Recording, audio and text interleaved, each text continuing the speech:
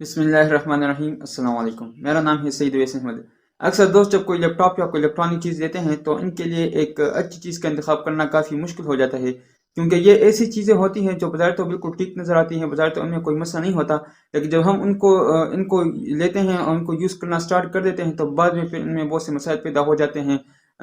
और अक्सर दोस्त जिनको इन चीज़ों का एक्सपीरियंस नहीं होता और इन चीज़ों में वो एक्सपर्ट नहीं होते, तो अक्सर उनके साथ फ्रॉड भी हो जाता है।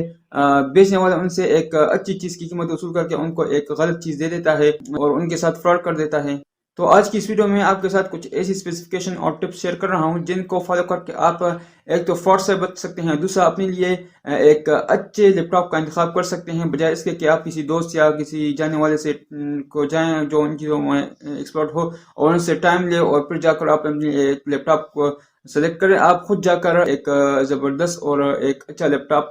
खरीद सकते हैं और फ्रॉड वगैरह से बच सकते हैं। तो आप जब भी कोई लैपटॉप लेते हैं तो सबसे पहले, चाहे वो जिस भी ब्रांड का हो, एचपी हो, डेल हो या जो भी ब्रांड हो उसका, तो सबसे पहले आप उसमें उसका प्रोसेसर चेक करें कि इसमें कौन सा प्रोसेसर है, कोर आई 3 है, कोर आई 5 है, कोर आई 7 है। वैसे जितना लेटेस्ट हो, जितना ज़्यादा हो तो उतना बेहतर है, लेकिन सिंपल अगर आपने एक अच्छा लैपटॉप लेना है तो कम से कम वो कोर आई 3 होना चाहिए। दूसरा, आपने उसमें रैम चेक करना कि इसमें रैम कौन सा है। तो कम से कम आप उसमें जो लैपटॉप ले रहे हैं कम से कम उसमें 8 GB रैम का होना लाजमी है। आप उसमें कोशिश करें कि 8 GB रैम ले, इससे कम ना हो। ज़्यादा हो तो ज़्यादा बेस्ट है, लेकिन कम से कम 8 GB लाजमी हो, क्योंकि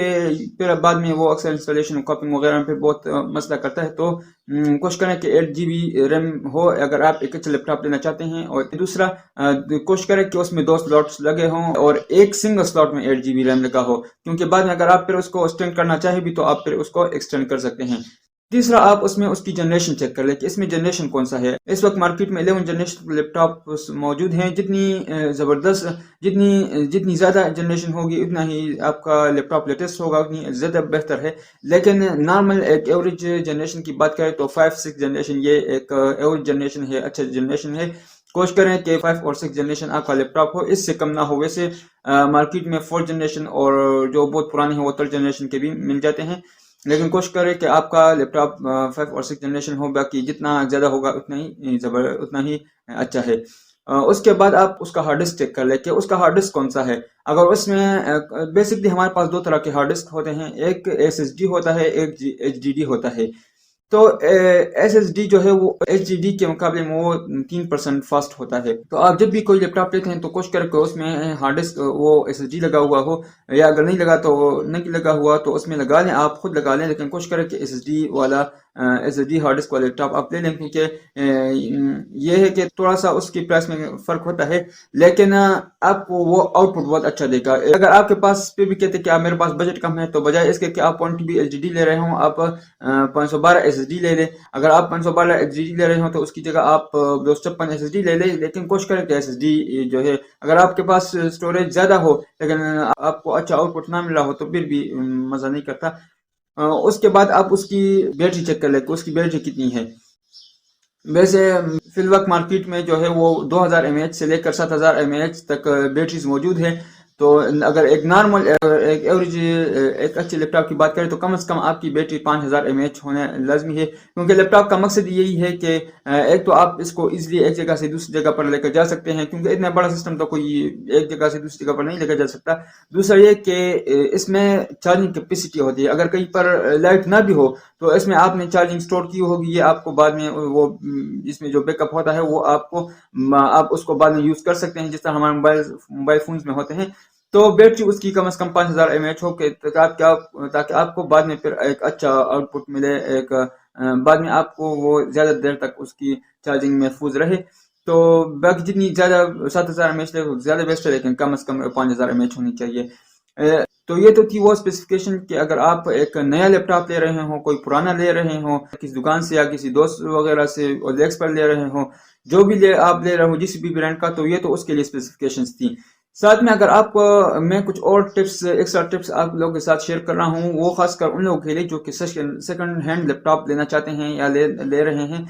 تو ان کے لیے ہے، کیونکہ زیادہ تر فراڈ جو ہوتے ہیں وہ سیکنڈ ہینڈ لیپ ٹاپس میں ہوتے ہیں، اور سیکنڈ ہینڈ لیپ ٹاپس میں بھی زیادہ تر جو فراڈ ہوتے ہیں وہ اس کی ڈسپلے میں ہوتے ہیں۔ تو یہ میں کچھ ٹپس آپ لوگوں کے ساتھ شیئر کر رہا ہوں کہ اگر آپ کوئی سیکنڈ ہینڈ لیپ ٹاپ لے رہے ہیں کسی شاپ پر یا کوئی ایکس پر لے رہے ہیں یا کہیں سے بھی، تو آپ ان ٹپس کو فالو کر کے فراڈ سے بچ سکتے ہیں۔ تو سب سے پہلے اس کی زیادہ تر جو فراڈز ہوتے ہیں وہ اس کی ڈسپلے میں ہوتے ہیں۔ تو ڈسپلے میں اکثر اس طرح ہوتا ہے کہ وہ اس کی جو اوریجنل ڈسپلے ہوتے ہیں وہ نکال کر اس کی جگہ کوئی لوکل ڈسپلے لگا دیتے ہیں، یا اس طرح ہوتا ہے کہ اس میں کوئی ڈاٹ یا اسپاٹ لگا ہوتا ہے جو کہ اس وقت نظر نہیں آتا، چھوٹا سا ہوتا ہے، لیکن بعد میں پھر وہ پھیل جاتا ہے اور پوری اسکرین کو وہ خراب کر دیتا ہے، ڈسپلے کو خراب کر دیتا ہے۔ کیونکہ جو بیچنے والا ہوتا ہے وہ آگے سے اتنا اچھا زبردست وہ وال پیپر لگا دیتا ہے کہ انسان کو پتہ ہی نہیں چلتا، وہ بہت اٹریکٹیو بھی ہوتا ہے اور اس میں بھی وہ ڈاٹ وغیرہ کا پتہ نہیں چلتا،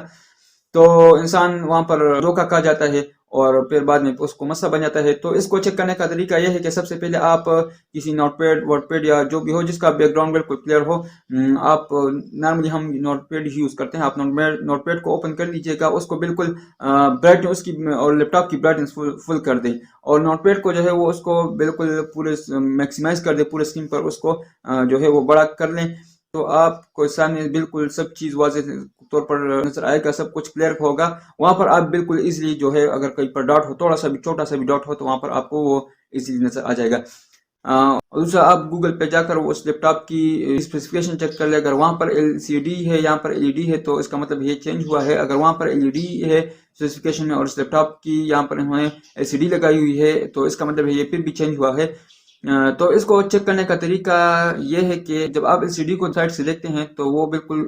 کلیئر نظر نہیں آتا،